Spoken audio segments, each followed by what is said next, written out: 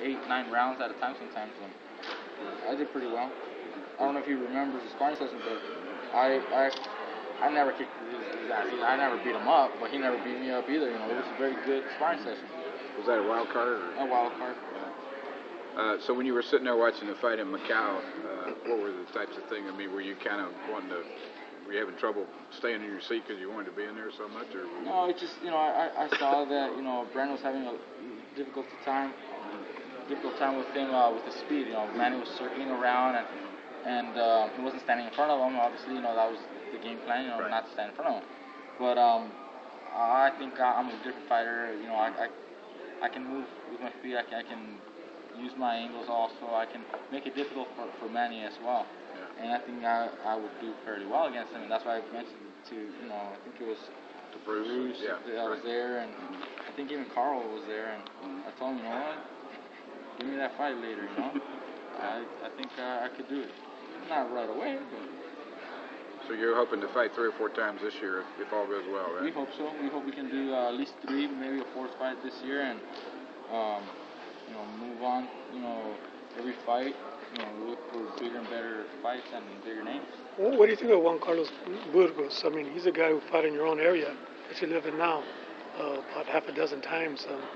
What do you think of him as a fighter? What kind of threat does he pose? He's definitely a tough guy. Brings everything out every single time he gets in the ring. I think he's a dangerous fighter right now, being that this is a 3rd shot at the title, and he came up short the last 2 times, and he has everything to gain and everything to win if he beats me. So that's why he's there, and that's why he's getting the title shot. He's earned it.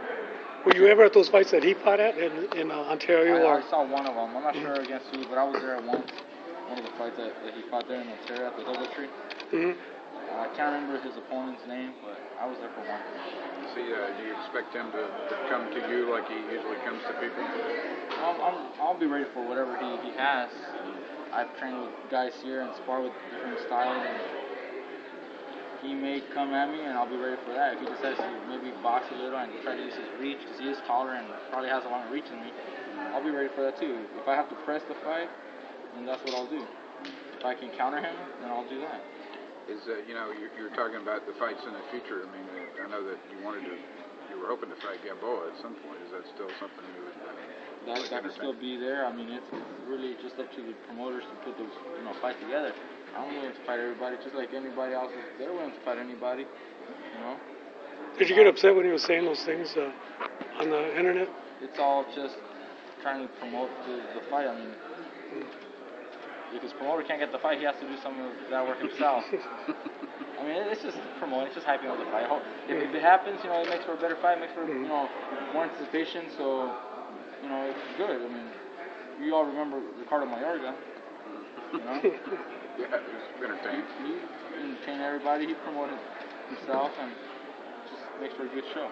But as a guy who doesn't want to be doing this when you're 35 or 36 years old, you're feeling like you're getting not impatient, but you're getting to the point where you want some big fights, right? I mean, I think we're ready right now. Yeah. We're ready. We're best time right now in my career.